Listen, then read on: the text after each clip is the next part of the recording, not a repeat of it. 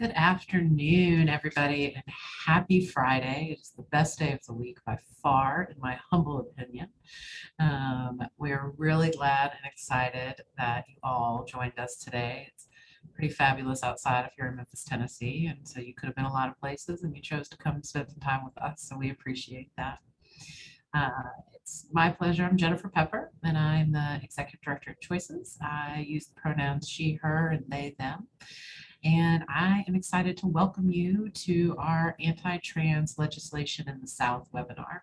Not excited because we have anti-trans legislation in the South, but I am excited that you are here to listen to our experts and panelists and find out what you can do to support folks in your communities. So I want to start by asking our panelists, I'll introduce them and ask them to just introduce themselves a little bit, and then we will kind of get into the meat and potatoes, as they say. So I'm just going to start with the order people are on my screen. So Alex, if you wouldn't mind introducing yourself and telling us a little about your work. Yeah, so my name is Alex Hauptmann. I am the Trans Services Manager at Out Memphis in Memphis, Tennessee. I use he, him pronouns. So I oversee our trans-specific programming, which is a lot of resource referral, some support groups, and we have like a trans ID workshop, a name change fund. So if anyone knows anybody where the cost of filing that petition is a barrier, that's something that we assist with.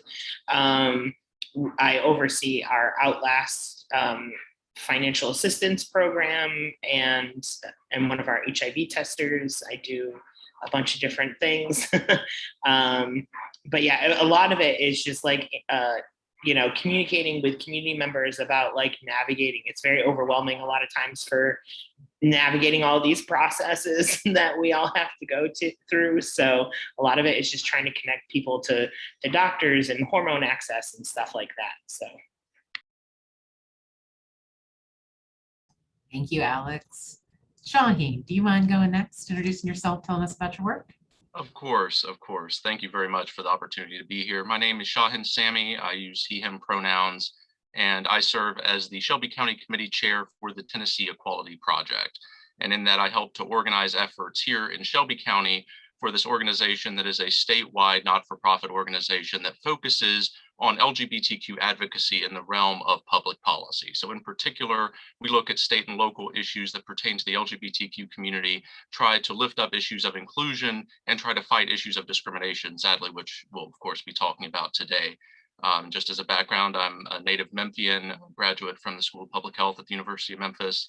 And for my day job, when I'm not here on lunch, I'm a researcher locally, and I'm just very glad to be here. Thank you. Thank you, Shaheen. We're glad to have you. Joy, would you mind going next? Absolutely. Good morning. Well, good afternoon. My name is Joy. My pronouns are she and her. I'm currently the LGBTQ plus services coordinator and a patient educator for abortion services here at Choices, Memphis Center for Reproductive Health. As of today, our services are, but not limited to, medication and procedural abortions, gynecological wellness care, gender-affirming hormone management, HIV testing and referrals, no-cost birth control. We have our midwife-led prenatal care here and births, which actually makes us the first nonprofit healthcare provider in the country to offer both birth services and our abortion care under one roof. I'm just elated to have the opportunity to be a part of this panel discussion while representing such an astounding organization that I not only work for, but truly believe in. Thank you. Thank you, Joy. If you didn't already work for us, I would be coming to recruit you. Andrew, if you will round us out, please.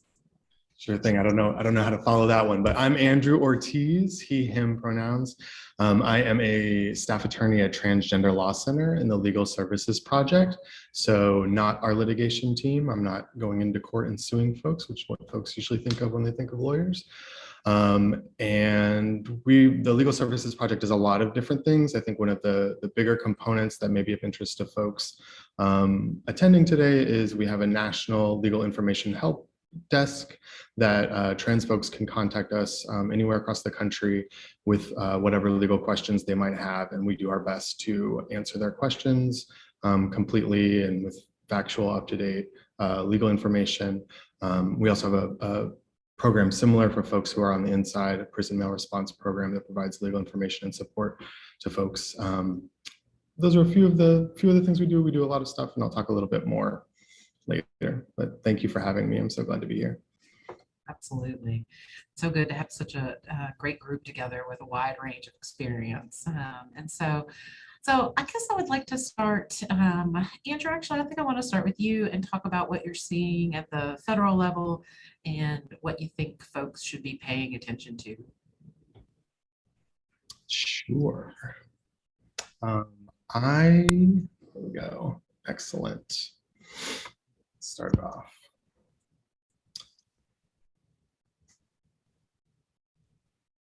Create a little slide deck for today. So Andrew Ortiz, we already know all that. So let me tell you a little bit about Transgender Law Center first. So TLC is the largest trans-led organization advocating for a world in which all people are free to define themselves and their futures. Our work is grounded in legal expertise and committed to racial justice. And TLC employs a variety of community-driven strategies to keep transgender and gender nonconforming people alive, thriving, and fighting for liberation. A little more about Transgender Law Centers. So TLC was founded more than 15 years ago. It was a project under the National Center for Lesbian Rights, and TLC started in the San Francisco Bay Area, but we've since expanded nationally about 5 years ago, more or less.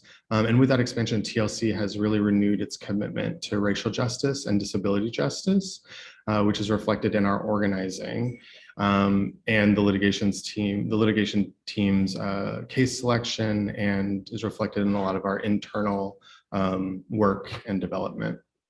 And TLC has also deliberately worked to strengthen and increase its organizing in the South and the Midwest, two regions that have disproportionately high numbers of LGBTQ people and Black and Brown folks that are largely underserved by national orgs whose local work isn't always supported in the same way that cities on the coast are supported. But I probably don't need to tell folks in this room about all that. You can go to the next slide. So yeah, on the national level, if folks weren't aware, 2021 has been a pretty bad year. It's been rough. Different organizations have counted differently, but it's been widely reported that more than 250 anti-LGBTQ bills were introduced across the country into state legislatures. And this year beats the record for the number of anti-LGBTQ laws that have been passed at the state level. 15 bills in 2015, and I think we're at 18 or 19 this year, which is gross, not a great place to be in.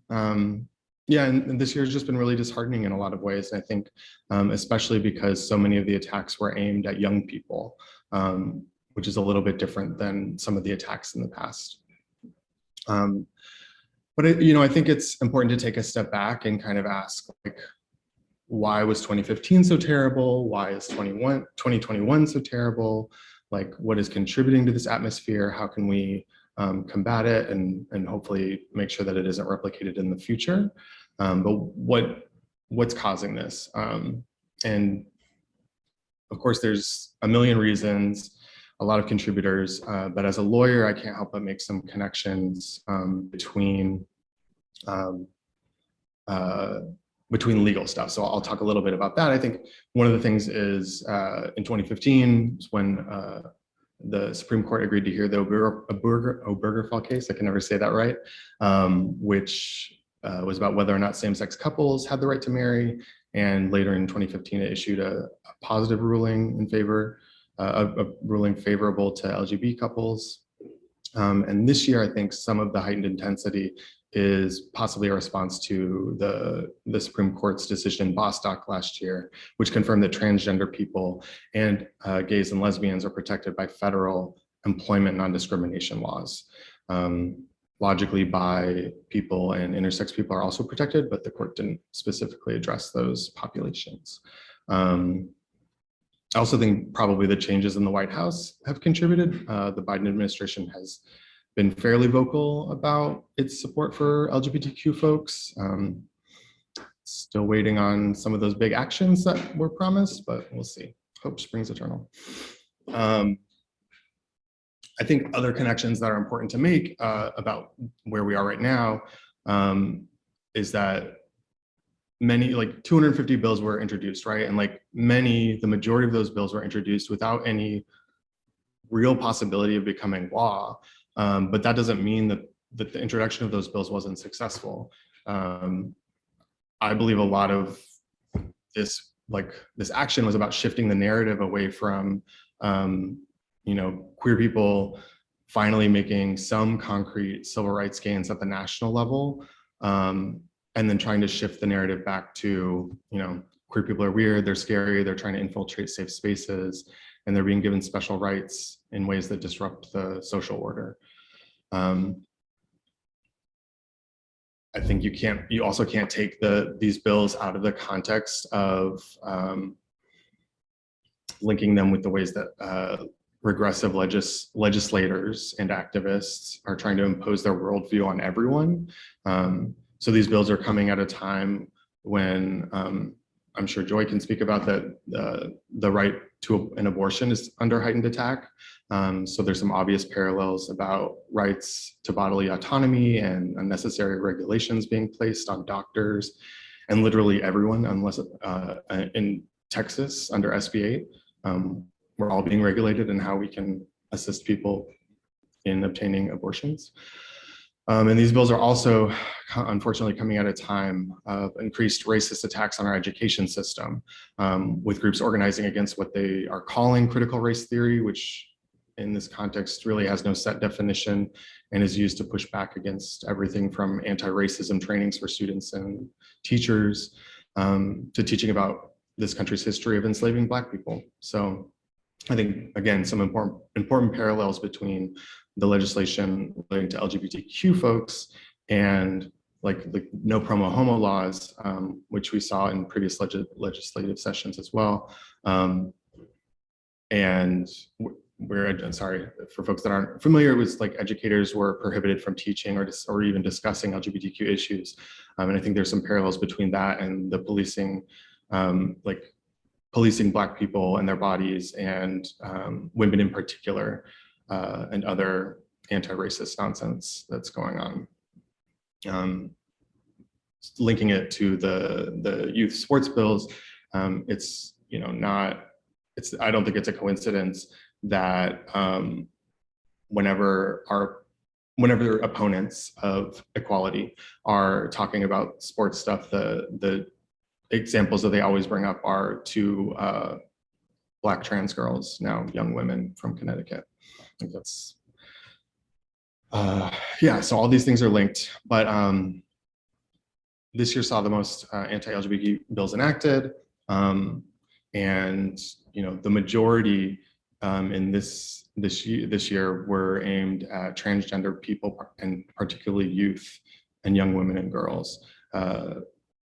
As some of you may be aware, many of the bills were written very specifically to target, to just essentially ban young women and girls, trans women and girls from playing sports, and didn't really speak about boys and men on sports teams for a number of reasons.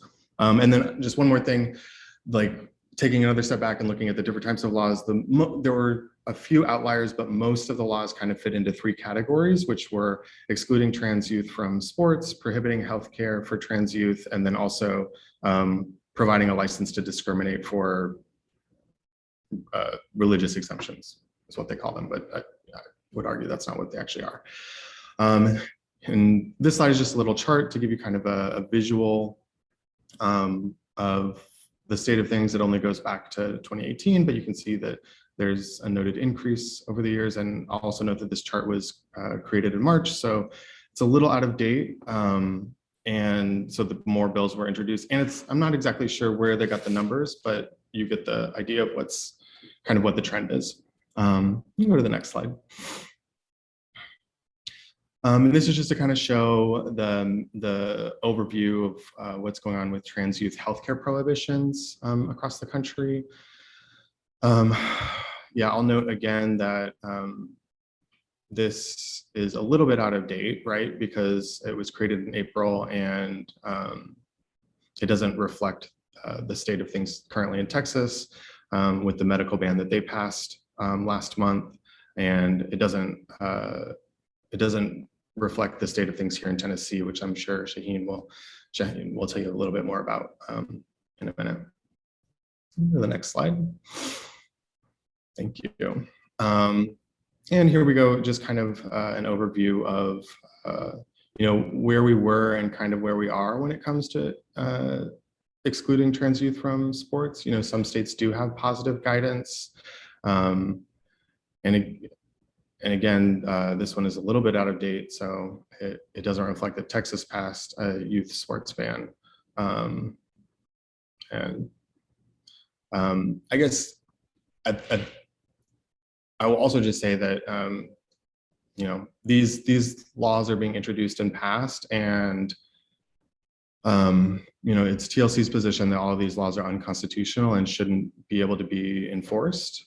But we know that that's not the reality, and that's not exactly what the way things will play out on the ground. Like, all of that is going to be a fight and a continued fight.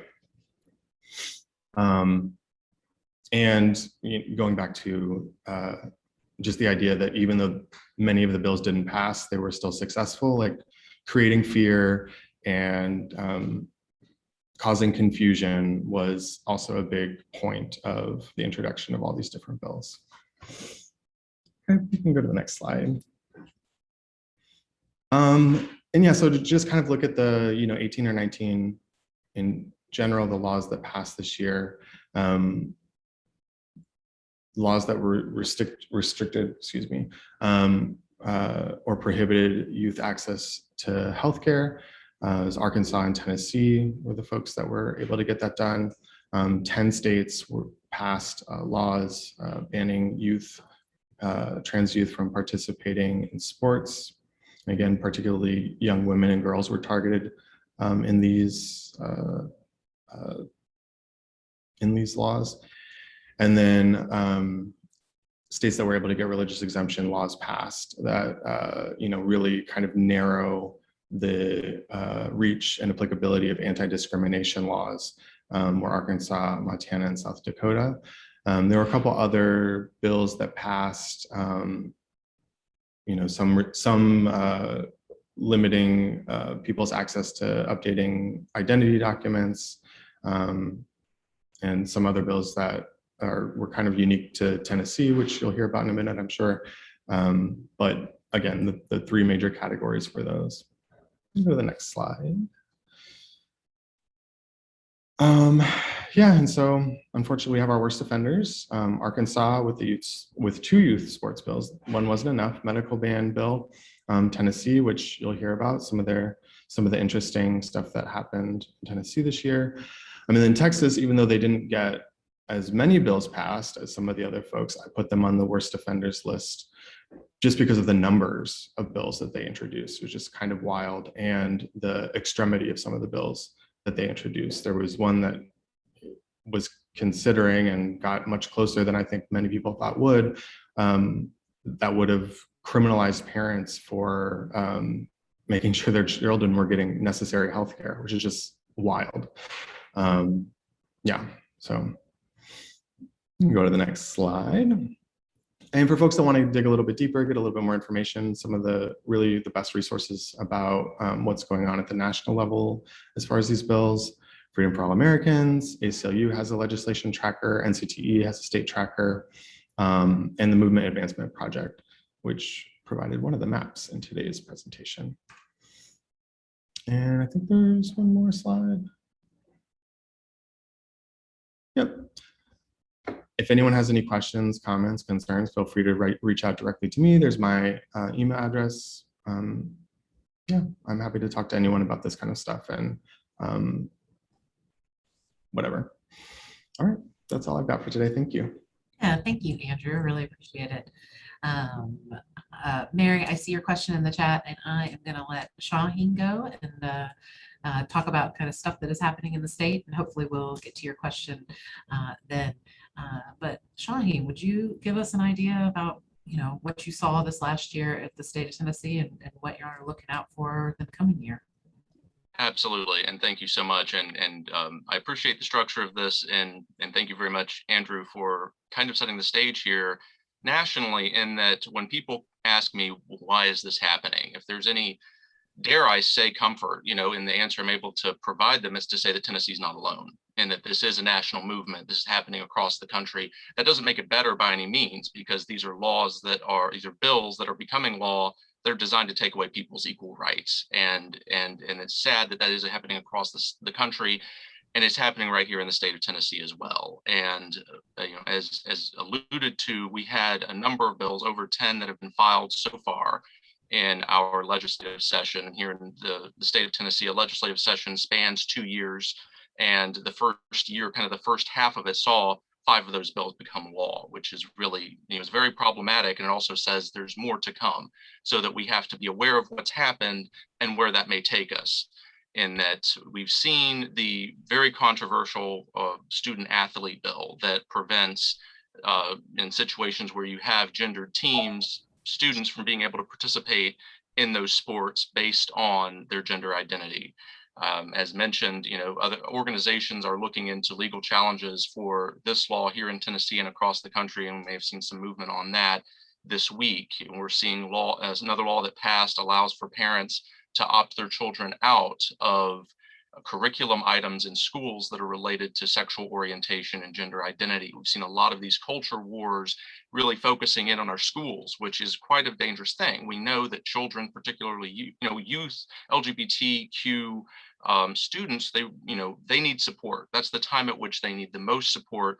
And when there are situations in which their state legislature is saying, well, your topic, your community is being treated differently, that really sets a problematic stage for our students and in our schools. It sets a very problematic climate. We're seeing the revisiting of restroom bills in situations where students are being challenged on being able to use the restroom based on their gender identity, which, again, that's, all of us use the restroom. We all deserve equal access to restrooms. And we're seeing these bills becoming perennial. They're coming around every single year, and legislators are finding new and more, dare I say, creative ways to present them after they've seen the controversies of what occurred in North Carolina several years ago, which was a national situation. The NCAA got involved. A lot of corporations saw that this was a very problematic scenario. And so as these bills come around from year to year, the language that these bills use to kind of weaponize this legislation is becoming more creative. But at the end of the day, what it's still doing is prohibiting and discriminating against members of our community, against our citizenry, which is, unconscionable. Another bill that was proposed is the requirement that private businesses place signage, very particular, very specific, even down to the lettering and size of the fonts, of warning, you may encounter a transgender person if your organization has policies that are trans inclusive for the restrooms. Say if you have gendered restrooms and your policy is such that you allow your customers to use the restroom based on their gender identity, then you're going to have to post this warning signage on your front door and at the restrooms. That bill passed, but it has been challenged in court, and there's an injunction right now to protect the rights of trans inclusive businesses across our great state. And there are some very, again, creative and very problematic legislation that has been proposed, and one that passed in the realm of healthcare, particularly for youth. Now, the bill that passed bans the provision of hormone-related treatment and gender-affirming healthcare to youth prior to puberty, which is something that physicians are not doing. That's not something that is even in the best practices that are codified by our professional medical organizations. But the problem is there's another bill that was heard this year and that will come around next year that will impact best practice care, that is promulgated by the American Academy of Pediatrics, the Endocrine Society, and a number of other professional organizations, in that the bill that's being proposed would require for parents to essentially to get sign off on gender affirming care. Again, this is best practice care that's already been established by 3 separate healthcare providers. And just think about what that would mean. Even if you have access, if you live in a place like Shelby County, maybe Madison County, where Jackson is, Davidson County, where Nashville is, you can get to 3 providers and access them with transit to make the appointments, to take the time off school or work, to pay for those co-pays if you have insurance. All of those access issues in and of themselves, and reminding ourselves that we're a vast state of 95 counties. We don't all have a bunch of healthcare providers close to us, right? And so if you don't jump through these hoops, you could be finding yourself in a situation where you're charged with child abuse, and providers could be charged with professional misconduct, again, for doing what the best practice healthcare as established already is. And so that's an extraordinarily dangerous bill that is likely to come up again next year. And one of our big concerns is that the bill that passed, that kind of doesn't make any sense. Why are you legislating healthcare for one? Why are you legislating a thing and not leaving that up to professional organizations? And why are you legislating healthcare that doesn't even happen? Well, our concern is that also sets the stage. That sets a precedent. And now we're legislating trans healthcare anyway. Why don't we legislate this too? Well, the problem is that's going to create a specific, clear, and present danger, a barrier to transgender youth all across our state and their families and their parents trying to figure out, how on earth am I going to help my kid? And so we have to really be cognizant of these bills as they're coming around next year, because oftentimes this legislation, and I think Andrew alluded to it, this legislation can move so quickly.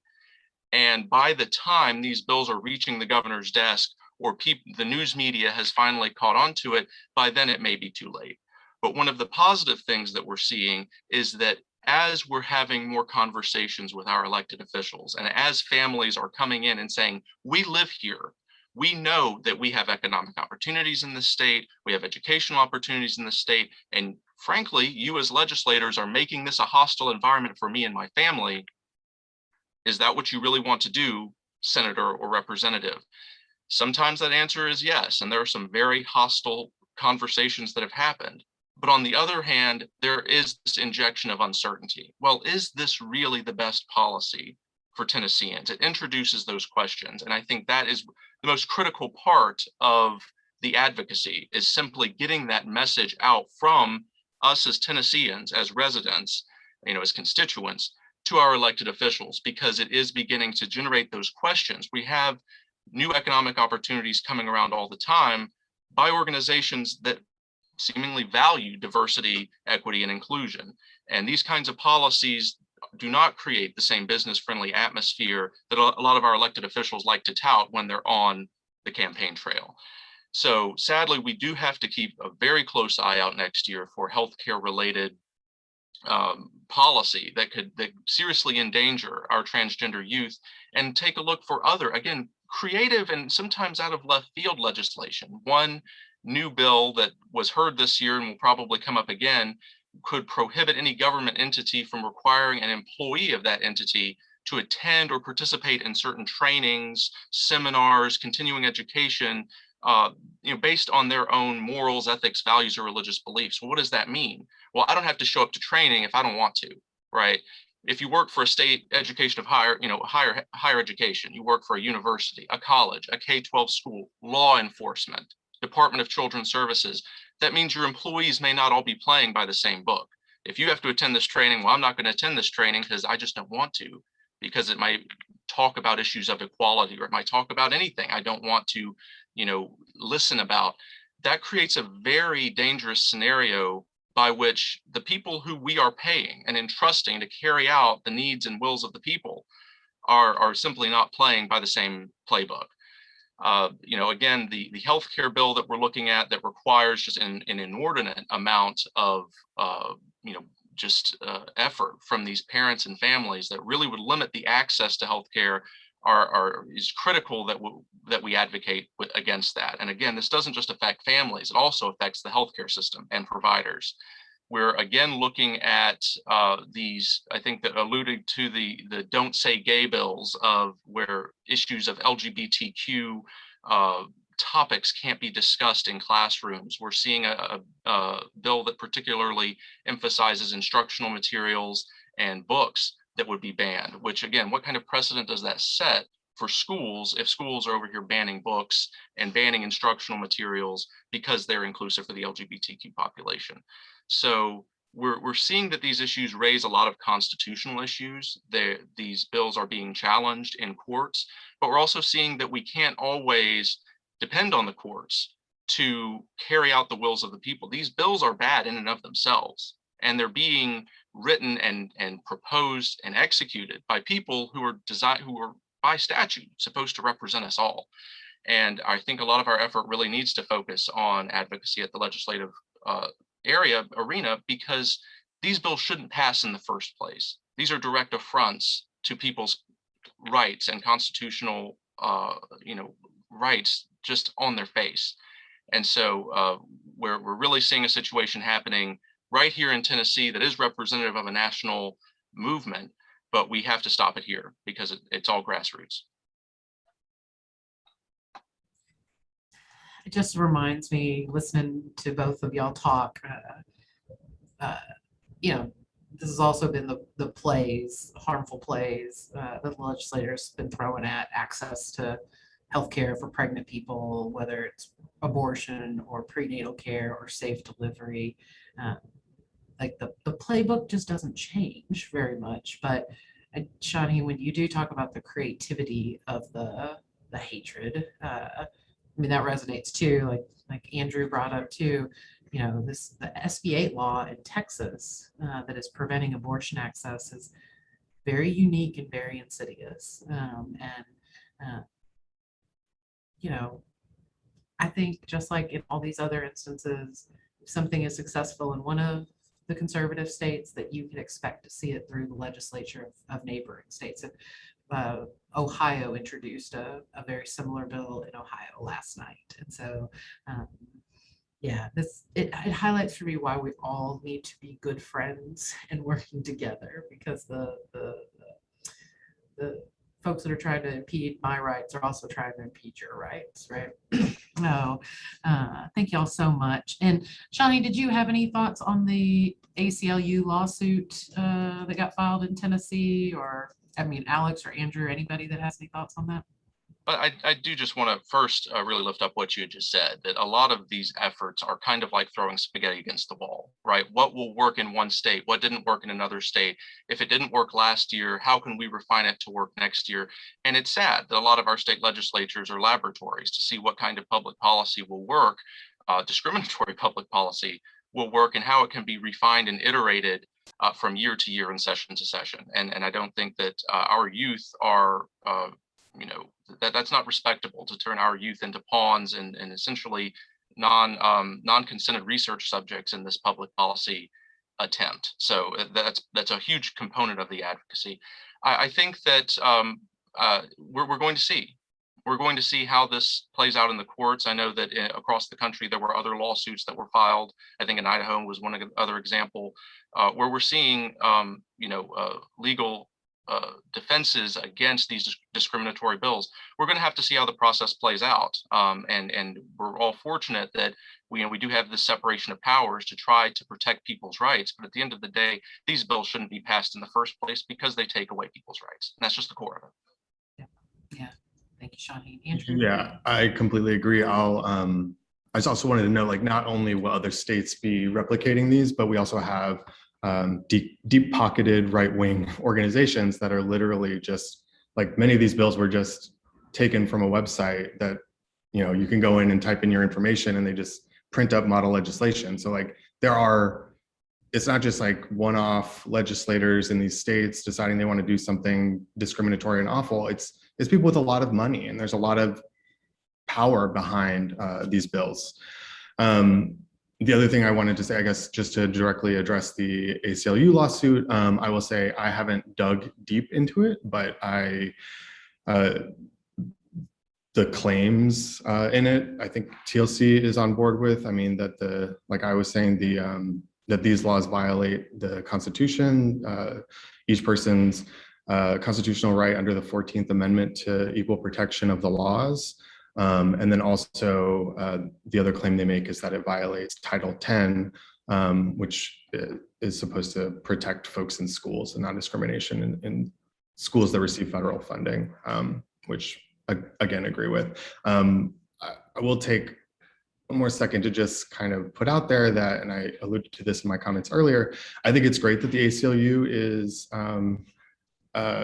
involved, and I hope that the Tennessee ACLU is taking the lead, because the national organizations have not always been here. They've not always been doing the work and supporting local folks that are fighting against these things, for these types of legislation and regressive movements for decades. And I just think it's very important to center the voices, experience, and work of the folks that have been in the States doing it for a long time. So, again, great. I'm glad the ACLU is following these lawsuits, but it's like, have you always been here? Were you here when the groundwork for this legislation was being created? Like, Yes, Andrew, and I don't know if you're a Southerner by heart, Andrew, but the Southerners on this call very much appreciate that. I grew up in Texas, yep. So then you understand. But we welcome new Southerners. So Alex, would you like to talk to us about the impact you're seeing around this legislation, whether it's successful or not? Because I think both Andrew and Shahi make good points that, I mean, it stirs up these societal and cultural conversations, right? And so, Alex, talk to us about how you see this playing out with your folks. I will quickly interject that even though I'm from New York, we had a very similar thing when we passed marriage equality on a state level before it was federally accepted. Our major LGBTQ lobbying organization, once marriage equality passed, they disbanded and said, on their website, mission accomplished. It was, I think, at least 4 more years before we had Gender passed, which was our statewide Gender Protection Act, which was actually in the court year after year longer than marriage equality. So it happens even in our so-called liberal, I keep telling people, I'm like, there's a lot of red in New York. You go outside the cities and it's just as scary sometimes. So I'm very familiar with that too, as I lived in the state capitol and was literally there when this stuff was going on. Yes, and the blue isn't always as blue as you think. That is very true. So, as a trans person, sometimes it's very frustrating seeing these legislation attacks get as far as they do, because, when marriage equality was happening, there were trans people still being like, we're lacking basic rights. We're getting murdered. We can't use public bathrooms safely. We can't access healthcare. We can't do all of these things. And there was billions of dollars behind marriage equality, which is important, and I'm not taking that away entirely, but the tone was, we'll come back for you, and here we are, and we're literally fighting for our lives, and all of those celebrity dollars and the billions of dollars and those large national organizations are not as loud as we would hope that they would be for the amount of attack that we're all under right now. So I'm just putting that out there. It's not unnoticed by the world. But in terms of locally in Memphis, I think, the language around a lot of these laws are just sort of like seeing what sticks, and it's targeted prodding. I agree with that, because a lot of these laws, when you look at them, they don't make sense in the way that there's no real teeth to them. You made a law against something that doesn't happen. The whole providing hormone blockers or hormones for prepubescent trans youth. Nobody does that. They're put on blockers when they start puberty to prevent them from going through a puberty that they don't want to experience. And that will make, sometimes irreversible changes to their body that they don't want, that these youth don't want. And also, hormone blockers are, you can stop taking them and then, your body does what it wants to do. So it's not this damaging thing that you're doing. So yeah, so you made a law against something that nobody's doing, but it's creating this air of fear trans people and especially trans youth already have a very hard time finding healthcare providers that are willing to work with them. Me as an adult that's been on, I've been on testosterone for like 12 years or something like that now, and I still have a hard time sometimes finding a general practitioner who will write me a prescription for hormones, because even though there's tons of information out there about how to provide transgender care, and it's not this big scary mystery anymore, a lot of providers just like are afraid to dip their toes into that water, even though I'm sure it also would meet some very handy CE credits. So I'm like, so for youth especially, it's hard. And now providers are going to be scared off by that because if they don't understand the laws, or they don't want to start doing something that's then going to become illegal, and so I think it's also making parents afraid. Like, when all of these laws in the spring were like, it was like my friends in the North were like, how's it going down there? I was like, I don't even know what's happening anymore. Like, I can't keep up. It was a lot. And so, we got a lot of emails and calls from parents that were just like afraid, like, what does this mean for my kid in school? Or like, my kid just came out and we were trying to find a doctor. Is that even something I'm going to be able to do anymore? It makes it so the air of fear and like uncertainty is enough. I've had people being like, I need to get out of this state, so they're going to move away, or like, parents want to relocate with their kids because they're afraid that they're not going to be able to provide, life-saving care for their children. Shaheen kind of touched on the fact that like, trans youth are already very vulnerable. The suicidality rate and like mental health, crises that trans youth experience are, far higher than the general population. And even though they might not be totally into politics and they might be too young to vote, they still get these messages from their school or the news, and they see this going on. And how can you not internalize that, whether it's through fear or self-loathing, or just like, I'm never going to be able to get the things that I want to feel whole because the world's going to stop me, or there's going to be laws against it, or it's going to cost too much money. And to me, it feels like there were enough perhaps federal protections for adult trans people that like on a state level, it's easier to go after young people. And it really feels like they're just trying to stop trans people from becoming voting adults. Like, if we make life so hard,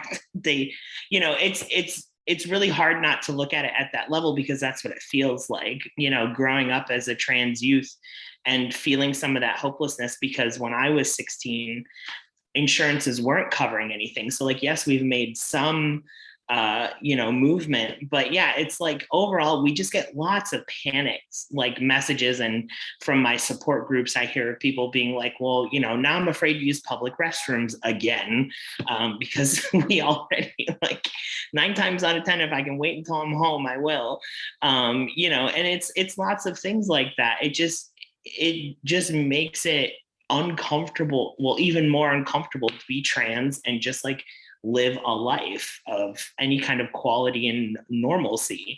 And we also had local businesses when the bathroom thing happened being like, wait, what do I have to do? Or like, what happens if we don't do this? And that one was especially weird because it was essentially relying on like community policing, which again, like weaponizes transphobic people to, sort of carte blanche, be like, harassing everybody in a bathroom or whatever. And I think a lot of it, yeah, is giving the green light for people who, are like anti-LGBTQ to be malicious and aggressive in public spaces and be like, well, I have legal protections for being an asshole, basically, which is scary. It's scary to think about. So I hope that answers some question. It's just a lot of fear and uncertainty because a lot of these laws are in a state of like, there are lawsuits, being filed or injunctions and all these things. So it's like, wait, what's happening? And so people are just feeling really uneasy and unsure of, what to do and where to go and what's coming next. So that's my long answer. No, thank you. Yeah, I mean, I think, and again, when I hear you talk, I like, yes, across all of the different movements and issues that I care about, right? That we all care about. Like, so Joy, talk to us about how you see it in affecting the folks you serve, particularly in the healthcare realm. Okay. All right. So I guess I'm just going to reiterate everything that my previous panelists have stated, but I wanted to start off a little different. I want to tell a story. Imagine just for a moment you are a cisgender or heterosexual married couple. Both you and your spouse are financially well off and you're living the American dream, quote unquote.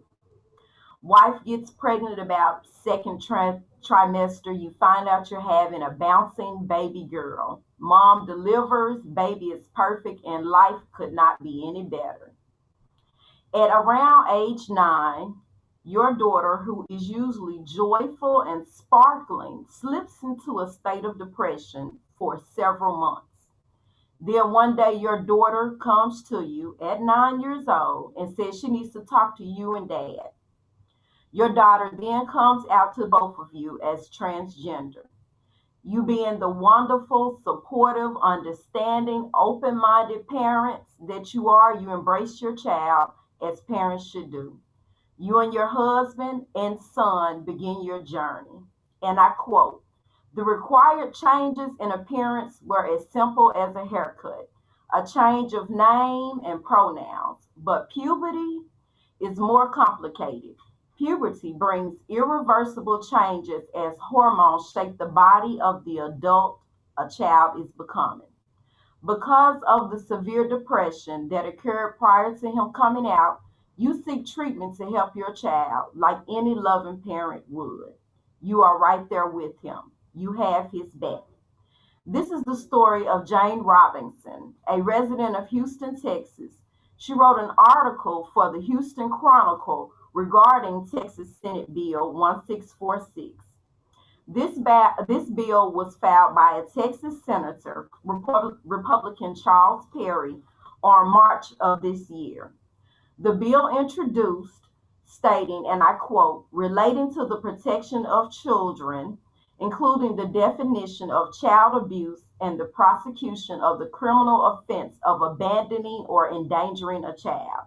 Literally, this bill makes it child abuse to give transgender children any drugs or hormones to transition or suppress puberty or have gender affirming surgery before the age of 18. These bills criminalize private personal decisions between parents, doctors, and children about their child's medical care. Ms. Robinson said the passage would devastate trans children and their families. I'm familiar with these medical choices because my husband and I have to make them. This is my son's life and his body. And so I explained the options to him, the costs and the benefits. He understands, and each time the answer is the same. He needs to grow up to be a man, not a woman.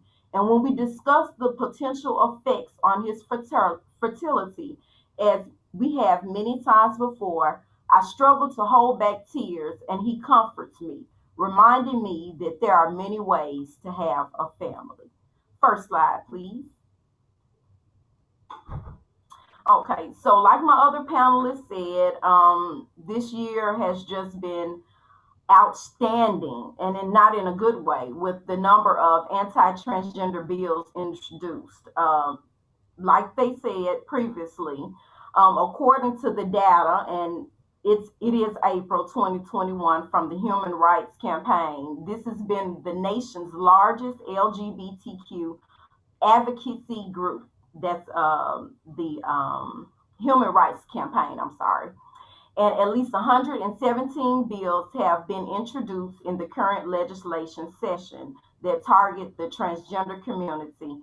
It's the largest number the organization has recorded since it began tracking anti-LGBTQ plus legislation more than 15 years ago. When I receive calls or emails from parents about starting treatment here at Choices for their trans youth, the first question I'm usually asked is, am I able to get the treatment required here in Tennessee for my child anymore? My response for them for now is yes. Who knows about next week, next month, next year? We can only focus on the right here, the right now.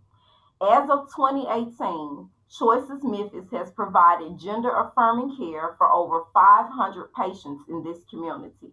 And of those patients, 6 were around the age 18, 3 were age 17, 4 were age 16, and 2 were age 15. We have not provided care as of today to anyone under the age of 15. Okay, so not saying that that won't happen in the future, but if the treatment was sought out by the patients and parents, it should be the decision primarily for treatment directly from the patients, the parents, and medical professionals. All right, you can go to the third slide. Yep, okay. All right, so it says, our providers also require that if you are seeking gender affirming care and under the age of 18, a letter from the therapist with the recommendation that you are okay to go ahead and start HRT, a parent or guardian to give parental consent, birth certificate, social security, or valid ID. While we can, our providers will continue to service as many members of the community that we can. Our vision statement speaks for itself. Choices envisions a world where sexual and reproductive care is recognized as an essential human right. In closing, I'm just going to be real quick. I wanted to share an article from Teen Vogue magazine. This was 2018. 2021, we are still fighting the same injustices.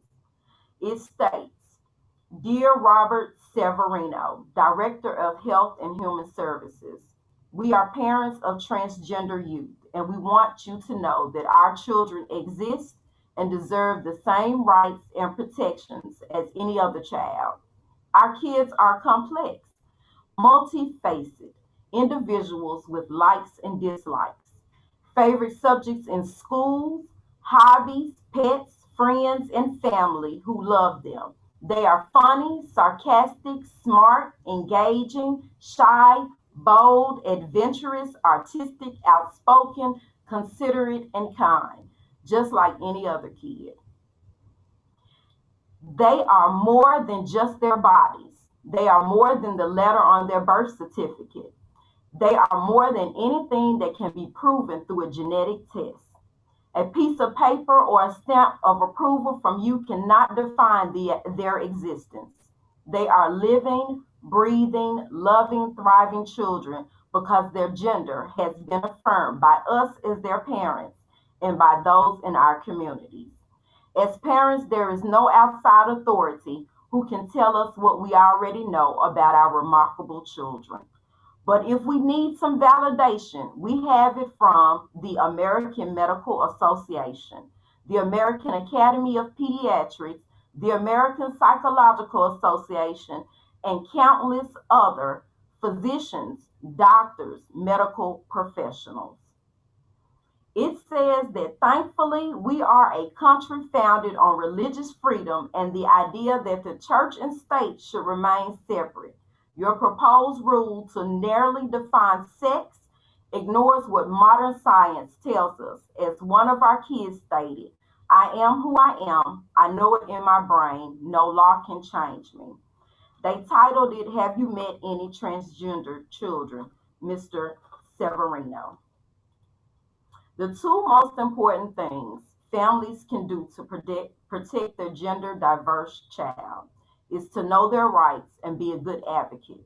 Your child's gender identity should be respected when they're seeking care, and they should be treated like any other child who shares their gender. I appreciate your time, and that's all I have. Short and to the point. I didn't know you were going to take us to church, Reverend Joy. Thank you so much. We appreciate it. um, well, just to piggyback on Joy, sadly, on November 1st, this Monday, could no longer accept Mississippi Medicaid because we also provide abortion. And so that is a law that went into effect on November 1st. We, at the time, had, and we still have, because we're continuing their care, two patients on Mississippi Medicaid seeking midwifery care from us, and we had 8 patients where we were providing gender-affirming care to them. And so we have transitioned them to our patient assistance fund that we have internally, and will be for the rest of this year and working to figure out a solution next year. You know, the babies will eventually come for the midwifery patients, but gender affirming care could be a long-term, lifelong treatment. And so, poor Mississippi. And for those of you that maybe aren't in Memphis, Mississippi is essentially a suburb. And so it is very close to us. Many people seek care in Memphis from rural Mississippi. And so, you know, the law wasn't specifically targeted to our trans brothers and sisters, but I have a feeling that the people that sponsored it would consider that a happy bonus of their law, unfortunately. So thank you all so much. Let me check the chat to see if we have any other questions we missed. No, but I have a question. So I would love to know, especially for folks that are working with youth or that have youth of their own, a lot of the organizations I am aware of work with the LGBTQ plus adult population. What resources do you guys know of for our adolescent populations?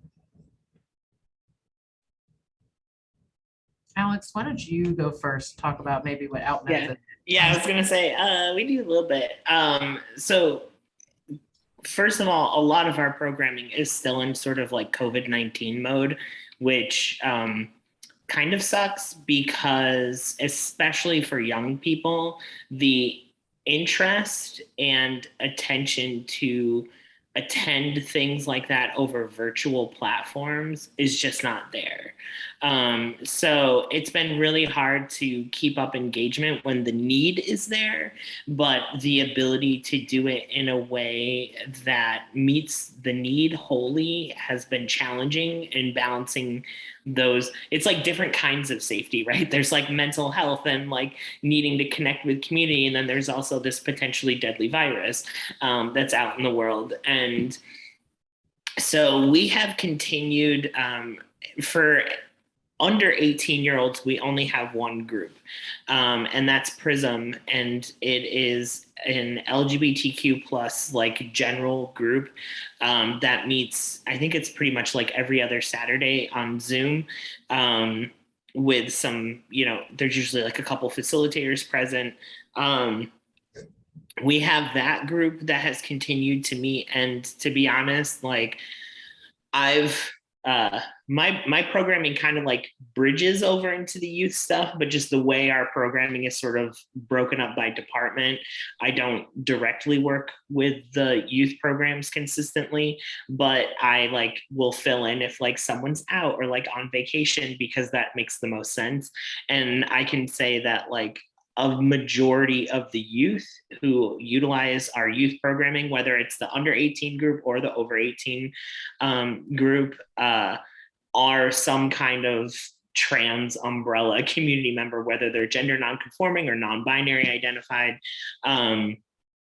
You know, so that's definitely like a bulk of the youth that are coming in and needing that support and that connection to community.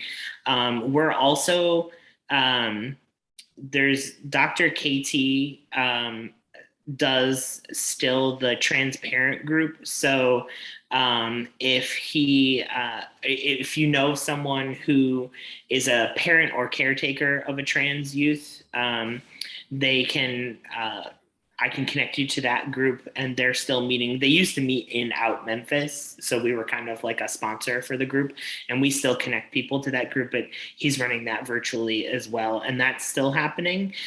So that is especially a really good resource also for parents, especially right now. And Also, we are starting back up our We Are Family group, which is that's a group that's for families who either have LGBTQ parents and or LGBTQ like young youth. Like I think it's actually like under 13-year-olds, but so because of the age, we keep the parents involved because that's a lot of little ones. So and it's there for like mutual support, so that like everyone, no matter what your LGBTQ like dynamic is in your family, like you're connecting with other families who have similar, maybe troubles finding safe people to hang out with, et cetera. So we are beginning to start that group back up as well. So right now, those are kind of like our three. And if they're like if they're any kind of trans and over 18, I do a group for the trans community, and that's like trans, non-binary, anything. So that's what we have. Awesome. Thank you, Alex. Shawnee, is there any way for younger folks to get involved with TEP? Absolutely. And even though you might not be able to vote yet, you can advocate. And that is, I think, an especially compelling message. And it's one that I've seen personally that is remarkably powerful when especially you have a legislator who, and we've heard this before, well, I don't have any gay people in my district, which I've heard, I don't have any trans people in my district. That's just not a thing I deal with. And then they have someone come in, well, no, actually, Senator, you represent my district, you thereby represent me, and here I am in your office. That makes a remarkable impact. And every February, March, and April, Tennessee Equality Project has hosted an advocacy day on the Hill in which we meet with our elected officials in person. Of course, this year, or the past couple of years almost, we've had to deal with COVID. And so we've done things virtually. And whether you can make it to Nashville or not, you can always do things virtually, let's say via email, phone call. All of our elected officials, they can't claim they're not familiar with Zoom. You can set up these meetings, and it's their job to listen to us. In fact, that's why we are paying them, and that's why they go to Nashville, is to listen to the issues of their constituents and represent their districts when they are executing and making state laws. And so it's really incumbent upon us to be advocates, especially when we know things about ourselves, we know things about our communities, because we're the experts. A lot of people think of elected officials as I don't know, omnipresent or omnipotent, that they know things about things. They don't know anything outside of their own realm. It's just like the rest of us. We have the things we know and the things we don't know. If they're not gay, they don't know a whole lot about gay stuff, right? If they're not trans, they may not know a lot about trans issues. And by being advocates and speaking our stories, we remind ourselves we're the experts. These aren't celebrities. These are people who are supposed to represent us. So there's no barrier. We shouldn't feel any blockade on talking and engaging with these people, because again, we're paying them to hear us. And so being present, and when necessary, being loud is critical, because as we've seen, and I think speaking to the national landscape, back when Massachusetts passed marriage equality back in 2003, we knew that marriage equality and primarily, the GLB issues were a huge wedge issue, and they were levied as such in the 2004 presidential election. And in those 16, 17 years that we've seen since then, polling has completely flipped as to the number of people who supported marriage equality back then, something like a 40-60 split, to now you're seeing that number completely inverted, and even more so, depending on who you poll and how you ask the questions, that there's this remarkable seismic shift that's happened in public awareness of marriage equality. And the issue is, well, why on earth did that happen? Well, visibility is clear. And I don't want me to go on too long about this answer, but I think that that's the core of it, is that even if you can't vote yet, you can advocate, and we can help you do that. Yep. I'll tell you, when and Alex and Joy, well, all the panelists talked about the intersection of all these different issues. And I think when it really became apparent to me, and I had heard for a long time, legislators only know what they know about. They can't possibly know about all the things, right? I'm like, well, if they care, if they're pro-choice and they care about that, surely they care about all the things we care about, right? And so this past spring during session, I went on a reproductive health justice and rights lobby day and was meeting with my state representative. And he's like, oh, you know, I'm going to vote the right way on that, Jen. Da, da, da, da. And I was like, okay, great. But let's talk about how you voted the real wrong way on the trans sports bill 2 days ago. And he was like, what are you talking about? Like, he didn't know. He's like, well, I wish I had talked to you last week. Like, and so it really just drove home this point for me. Like, even the ones who we think are on our side and know all the stuff, like, we still got to make sure they know the stuff. Like, we can't just leave it to.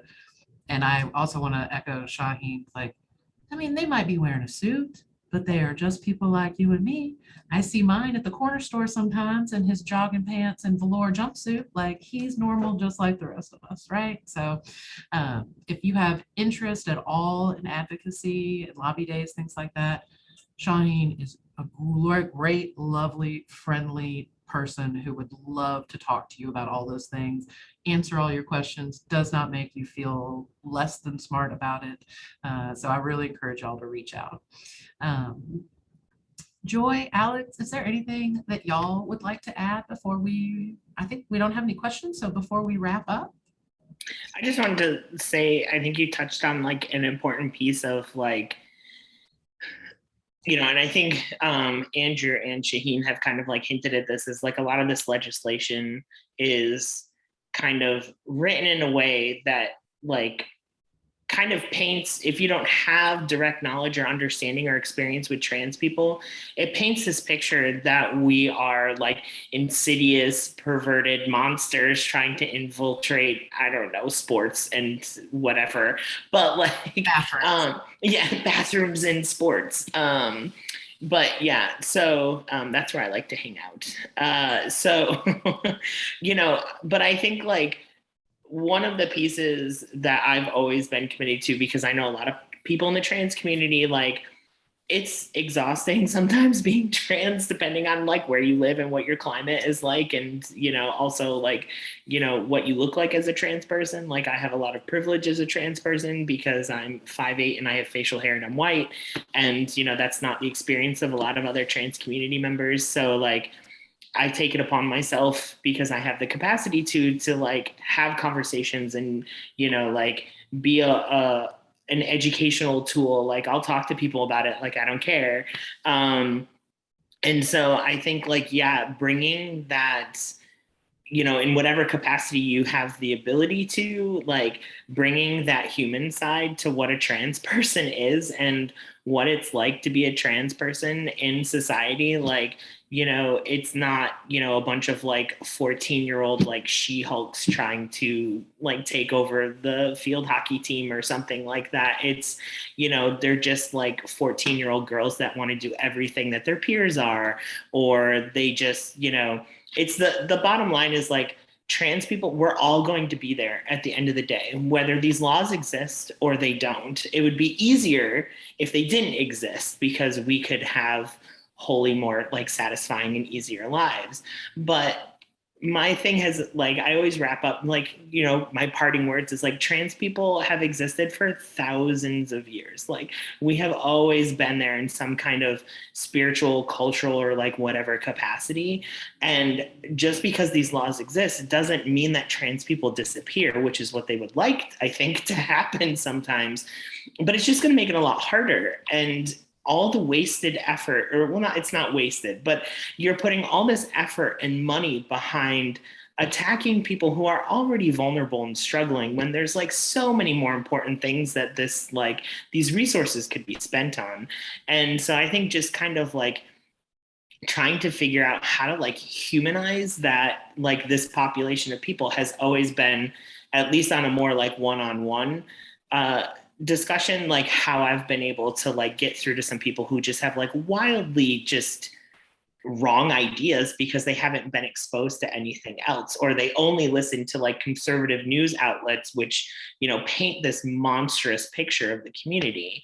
And, you know, and also like even in this conversation, especially in Memphis in the South, I just want to also put out there, the legislation is super important. Don't get me wrong, because it does open a floodgate, right? Like you chip away at this stuff, and then the next thing you know, it's like, I don't even want to imagine where they could take it. But so it is important, but also recognize in the South, and especially Memphis, you know, someone was like, oh, like you interact with young people. It's like, if I were to be real with you and sit down and talk, I'd say no, because the people that we have that come in a lot of times are Black trans women who have no housing and no income that is any kind of stable, that, you know, are disproportionately impacted by HIV and things like that. And so I will say, like on a community level, like that's where a lot of the struggle is really happening in the community. So I just want to paint that picture. Like, youth are important, don't get me wrong. Like, going after young people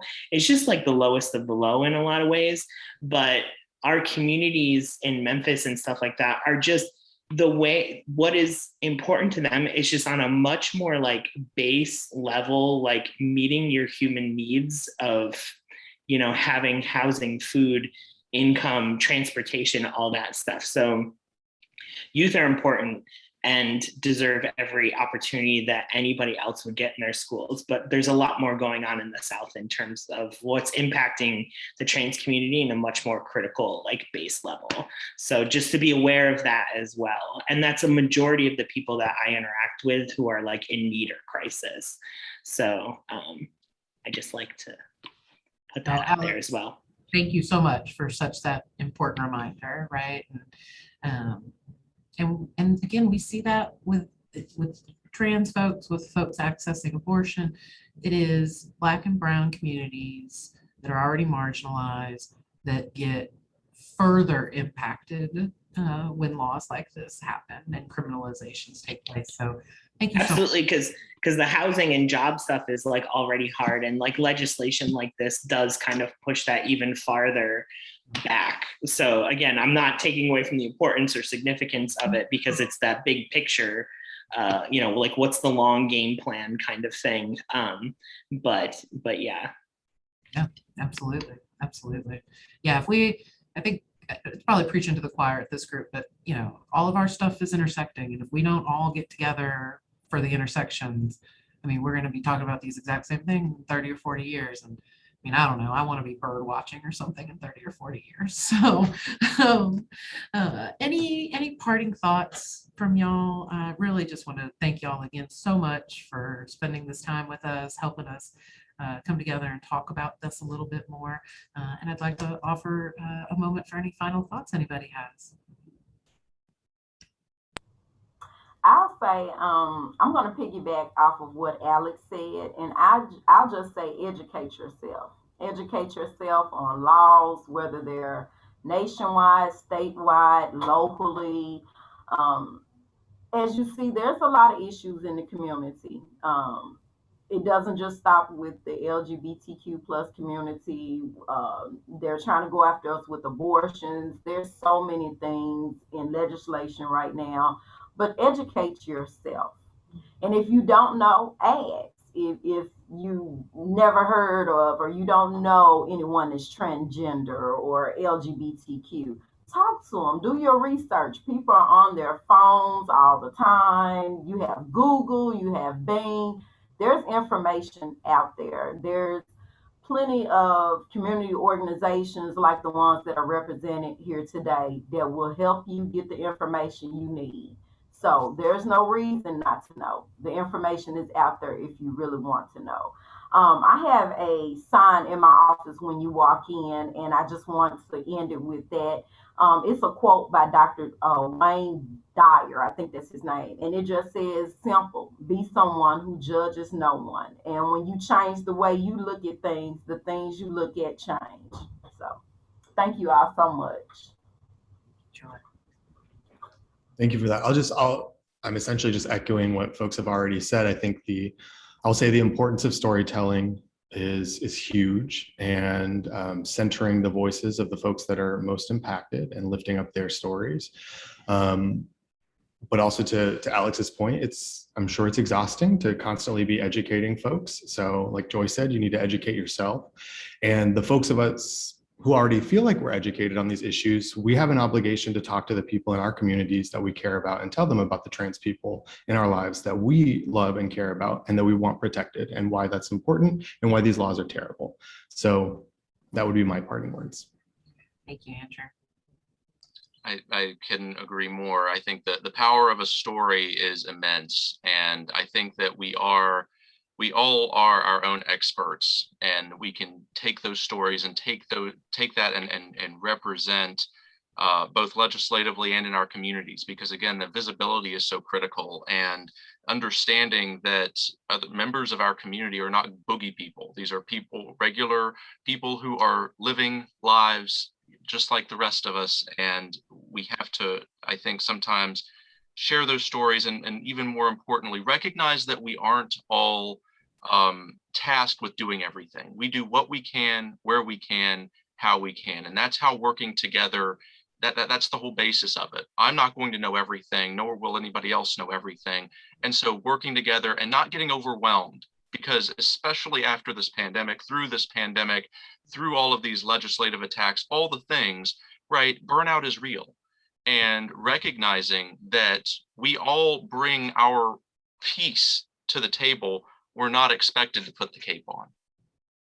So self-care, working together, and, you know, again, I really appreciate that, of telling your story. Thanks, Sean. Alex, do you have anything final words you want to round us out? No, I said my wrap up. All right, well, I just want to thank you all again, one, for the work that you do in our community and in your communities. It takes an entire village of us all, and so thank you so much.